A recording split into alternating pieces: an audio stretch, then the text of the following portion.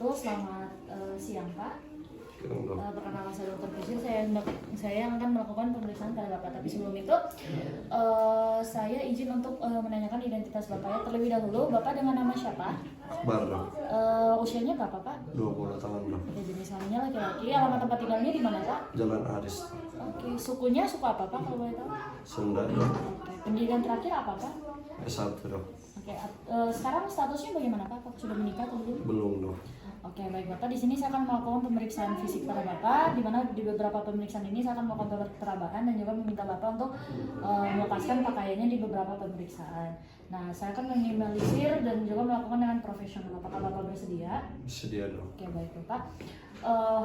Sebelum itu saya akan cuci tangan. Bapak boleh nanti dilepas ya pakaian terlebih dahulu. Setelah cuci tangan, saya akan menggunakan hand glove.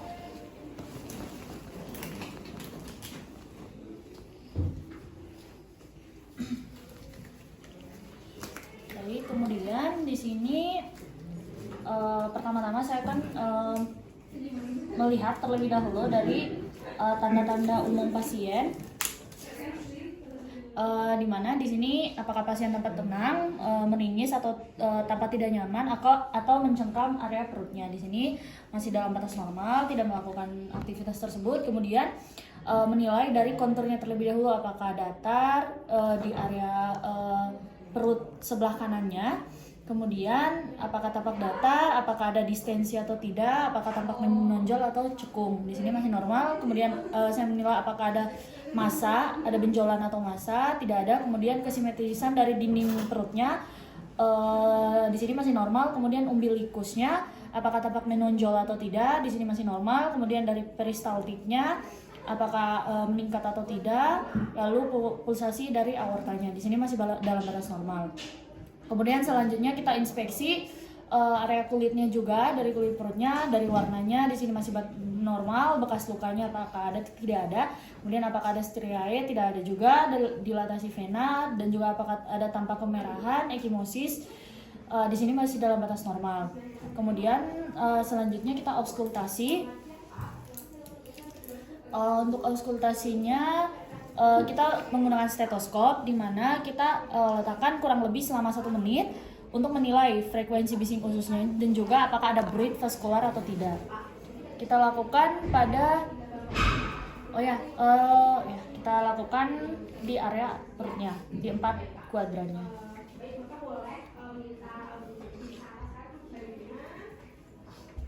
Ini kita lakukan kurang lebih selama 1 menit. Di sini untuk peristaltik ususnya masih dalam batas normal. Kemudian selanjutnya kita lakukan perkusi, di mana Bapak boleh ditekuk kakinya, Pak, terlebih dahulu dua kakinya. Baik, setelah ditekuk kita lakukan perkusi area perutnya secara dengan ringan atau pelan di 4 kuadran.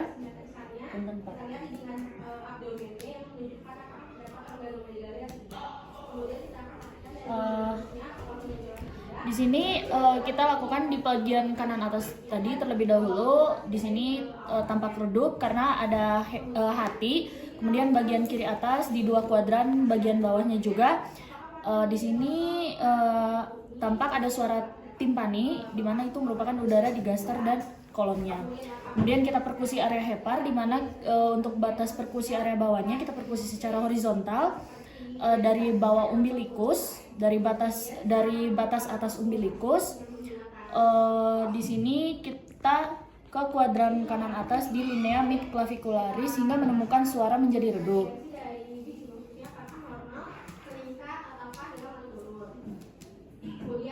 Baik, di sini sudah ada perubahan suara. Kemudian kita perkusi batas atasnya, kita perkusi secara horizontal juga dari puting susu ke area bawah pada garis midclavicula.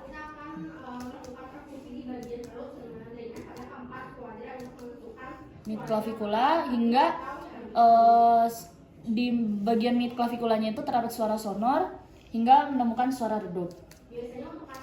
Baik, sudah. Kemudian kita mengukur dari jaraknya.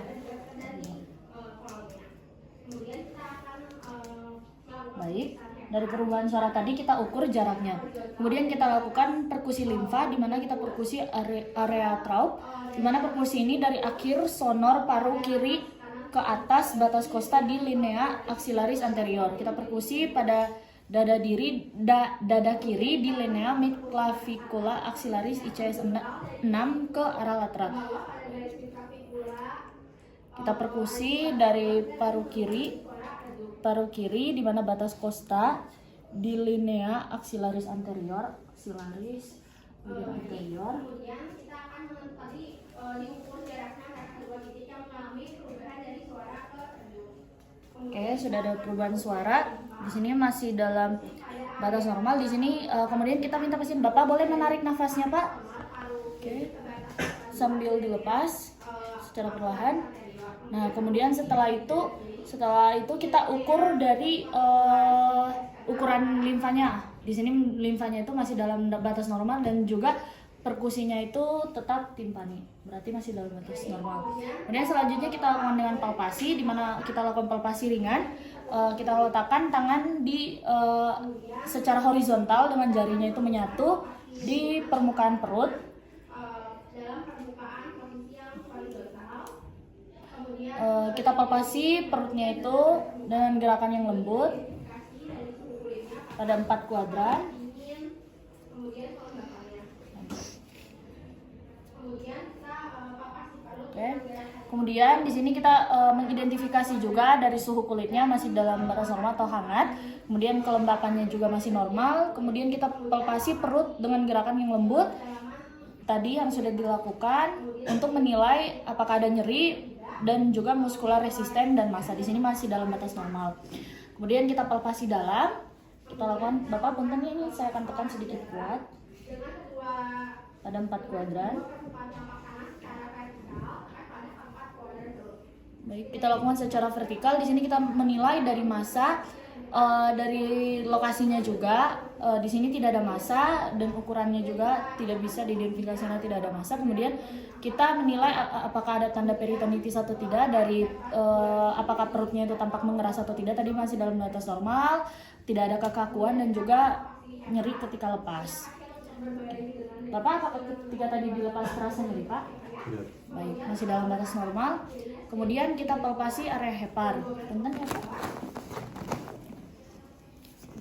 Kemudian Bapak boleh ya relax saja. Kemudian kita menekuk kakinya itu masih dalam posisi ditekuk.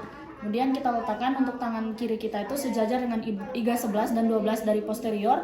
Kemudian kita meminta pasien tetap rileks. Lalu untuk tangan kirinya itu kita letakkan di area perut dan tangan kanan kita tekan. Punten ya, Pak. Oh, Bapak boleh ya nafasnya ditarik, bernafas secara normal saja, tapi lebih dalam sedikit. Oke, tarik nafas, Pak. Lepas, tarik nafas, Pak. Lepas, tarik nafas, Pak. Tarik nafas, Pak. Lepas. Oke. Baik, di sini kita menilai dari batas lobus kanan terlebih dahulu. Kita palpasi di area iliaka kanan. Dari iliaka kanan tadi yang sudah dilakukan. Kemudian kita sudah mendapat dari batas dari lobus kanannya.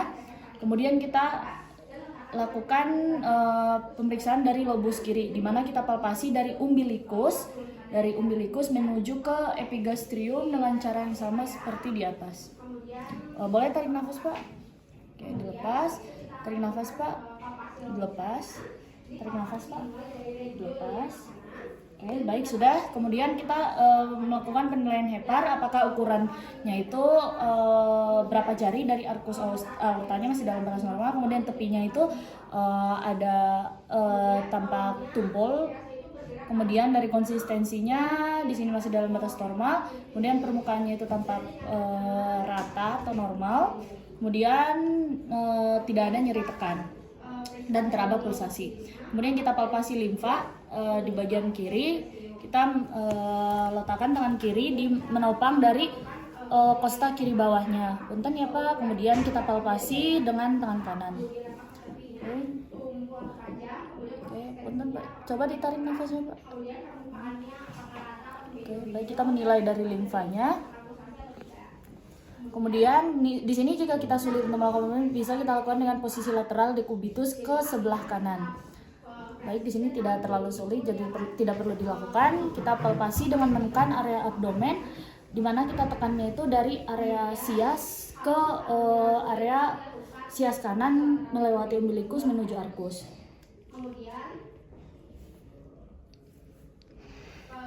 Kemudian kita mengidentifikasi dari ukuran limfa, di mana Skufner kita menilai dari Skufner berapa, lalu kita menilai dari konsistensi limfanya di sini masih dalam batas normal.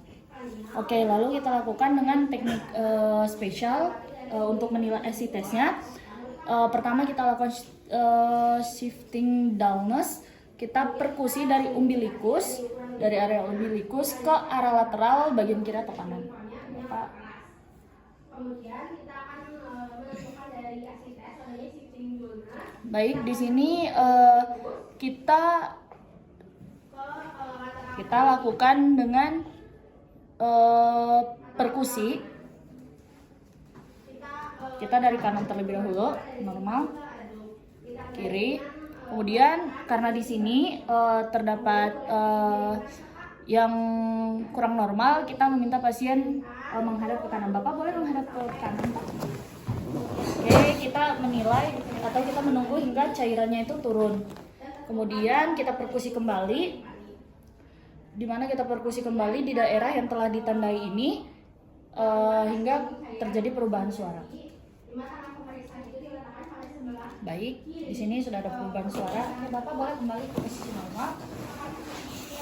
Kemudian kita tes gelombang atau kita tes undulasi, di mana kita melakukan tanda pemeriksaan. Kemudian kita menepuk untuk menilai dari cairan. Baik, di sini sudah dilakukan untuk undulasi tesnya itu negatif, berarti tidak adanya getaran. Lalu kita lakukan pemeriksaan appendicitis. Kita menanyakan terlebih dahulu, Bapak kalau boleh tahu di mana Pak yang dari perutnya? Di kanan bawah, Dok. Kanan bawah di sini. Kemudian kita lakukan McBurney point atau kita palpasi secara perlahan pada titik McBurney atau 2 inci dari pertemuan antara sias kanan dan umbilikus. Ini kita palpasi. Baik, lalu kita tekan, lalu kita lepas. Oke, apakah nyeri, Pak? Baik, ada nyeri. Kemudian kita lakukan Rovsing sign, di mana kita tekan secara dalam di kuadran kiri bawah perut, kemudian kita lepaskan dengan cepat. Apakah ada nyeri, Pak? Nyeri, Dok. Oke, karena nyeri berarti positif untuk pemeriksaannya. Kemudian kita lakukan suicide, di mana kita letakkan tangan. Bapak boleh diangkat lututnya, Pak? Oke, nanti kita lakukan tahanan. Oke, satunya, Pak. Oke, di sini. Apakah terasa nyeri, Pak? Nyeri, Dok. Oke, saat ini nyeri berarti positif. Untuk selesainya, kemudian obturator sign-nya boleh, Pak, ditekuk lututnya. Oke, diangkat. Oke, apakah nyeri, Pak? Nyeri, Dok. Oke, kemudian yang satunya, Pak. Apakah nyeri, Pak? Tidak, Dok. Oke, tidak. Di bagian kanannya terasa nyeri. Untuk obturator sign-nya juga positif pada bagian kanan, positif nyeri di hipogastrinya. Kemudian kita lakukan pemeriksaan hernia inguinalis. Bapak boleh bangun. Di sini kita posisi sejajar dengan pasien, di mana berdiri di hadapan kita. Lalu kita meminta Bapak boleh nanti dilepas ya, Pak, celananya untuk mempermudah pemeriksaan. Di sini sudah menggunakan sarung tangan, kemudian kita menentukan dari benjolannya dengan inspeksi terlebih dahulu dari warna, dari tonjolannya, dan juga apakah tanpa kemerahan atau tidak. Kemudian dari lokasi tonjolannya, di sini untuk tonjolannya didapati di area kanan.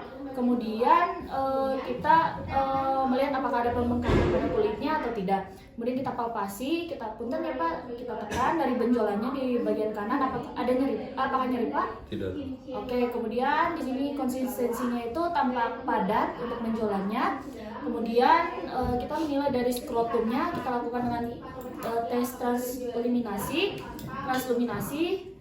Kita menyenter dari benjolannya untuk menilai apakah ada isinya atau tidak. Kemudian kita arahkan ke area skrotum bagian bawahnya juga. Baik, lalu selanjutnya kita coba untuk mengurangi dari ukuran benjolannya secara manual dengan menekan menggunakan jari, dimana kita mulai dari cincin luar inguinalnya atau pada bagian terbawah dari benjolan ke arah atas. Outputnya nih Pak, kita menekan, lalu cincinnya itu apakah dia masuk kembali atau tidak.